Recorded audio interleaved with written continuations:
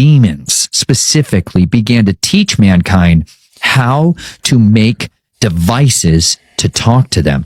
The first images ever used on like a television screen that you and I think of today were the Knights Templar's cross.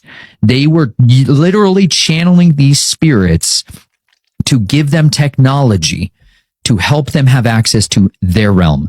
But it was a two-way street, and they were being manipulated because there's obviously levers to pull on somebody to make them give them what you want. They wanted a form of technology. Most of the time it's military or it's for financial gain. And that exchange is what has progressively been building this technology that we have. This is the interface communications platform that these entities now use to get their voice in. And it started right away from the beginning. You can backplay music and hear speech.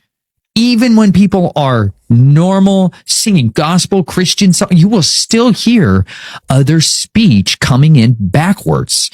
And it's not always demonic sounding. It's not always evil. But when you start playing some of this music backwards, you'll find this artifacts of this phenomenon going on all over the place. Like there was a technology company that I was doing security for, and they were getting their data storage devices, petabytes of data storage, huge. That's the beast currency for them. It's going to be data storage. They got the design plans from lucid dreaming and from talking to aliens, entities that came and visited them that showed them and helped them crack problems they were having.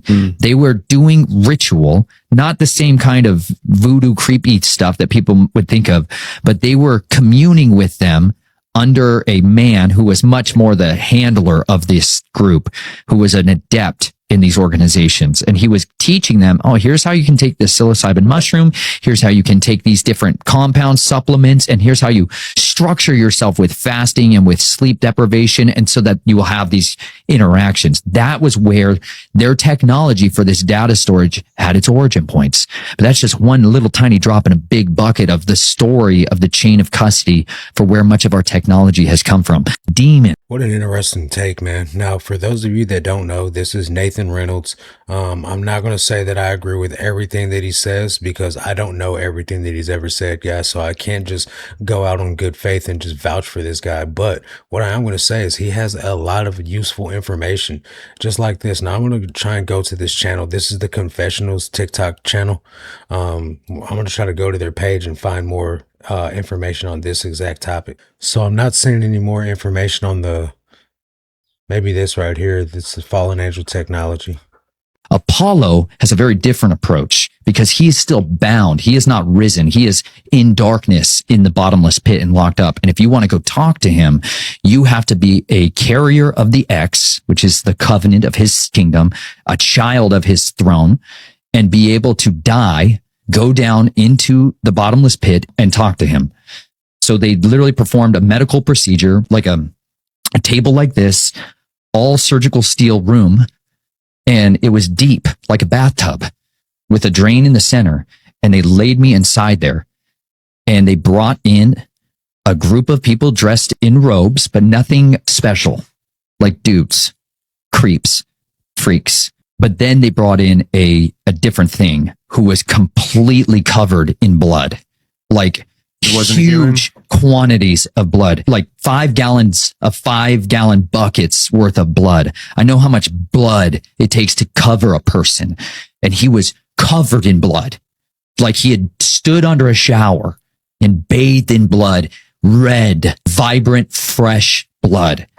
And he was not human, not like the others. And then another one of those came in all in blue, like sapphire blue, cold as ice, devoid of life, not charged up whatsoever. And one stood at my feet and the other stood at my head. And they began to bring in this piece of equipment, which was huge, like a rolling refrigerator. And they brought it into the side of the table, and they hooked me up to an IV and ran my blood into this machine that was like a similar to a dialysis machine, but different. And then they began to pour buckets of ice onto my body, filling up the tub. Meanwhile, these guys around are chanting and doing this incantations in the tongue of the Nahash, which sounds like gibberish, slow motion video that's run backwards. And It's very disturbing. But as they pulled the blood out of my body, I began to go into hypothermia, and then I went into cardiac arrest until they pulled the blood out of my body and were cooling it down further inside there till I died. And when I died, they were casting me into Sheol. They were casting my spirit down with this ritual to go and speak to Apollo, to go and talk to him. That's crazy, man. What a crazy testimony, dude. Now, this guy's been through the ringer. He's been through a lot of stuff in his life, and his family, I believe from what I can, right off the top of my head, I can't truly remember, but I think he has Nephilim blood in him or something. Let me try and see if I can find a video clip on that real quick. My route was being able to get by anything. Like, you got to be able to invade anything and be able to familiarize yourself and be understanding of how to navigate and get past people's weaknesses or things' weaknesses. Like, you want to train how to do infiltration and exfiltration with targets, hardened targets. You're going to have to learn how to get by guard dogs, physical guard dogs, wolf kind, and then you're going to have to learn how to get by stuff. They have a warlock that sits in this estate, and they do ritual magic to do all these spells and incantations. You need to know how to get through that. You get training by getting exposed to all these different variables so that you can be able to pierce through no matter what it is and eliminate somebody or plant something. It wasn't always just like assassination. That was an aspect of it, but a lot of it is counter espionage and espionage. You're setting people up, right? Or you're trying to extract something. Like, there's this project we'll have to get into more. It's called the Jason Project, which is a secret scientific military group that's now more publicly known. It's a consulting group for the smartest people in the entire world, but they had children. And so they started this junior Jason program where they're like, yeah, we should all breed together, and have these really super high intelligent children. Well, then they could be great spies. And so that's where you get into espionage as a major tacit of this. That is, they get interlocked so heavily, and you start to figure out that the vast majority of the people behind the scenes are not just connected to these religious orders, they're connected to the government. And these are, a lot of them are State Department employees. And this is how the United States military and government regulates and controls assets out of containment. People that are not doing what they're supposed to, that have information they shouldn't have, and they need to be eliminated, or you need to extract a piece of information from them. And so that's what really launched me into that realm. That was when I chose more of it. I want to not be in this cult side. It's not like that was respected, but it was acknowledged. And I got opportunities to do the side of it that I thought was high speed and low drag and looked way more freeing, which was the modern American soldier. I wanted that route, but you're designed to basically always be a spy, and that you're going to feed back the family what you want. And if you're going to be put in a position, we'll open the doors for you. And that's where all of that really was birthed out of, was there in the White Mountains. And then once that decision was made, my great grandfather was brought back to our house in Colorado. He was located there. My father signed me over to him. He got bedtime rights with me at night. That's sick. For a few years until he was too sick to do anything about it. And my dad got access to the trust fund.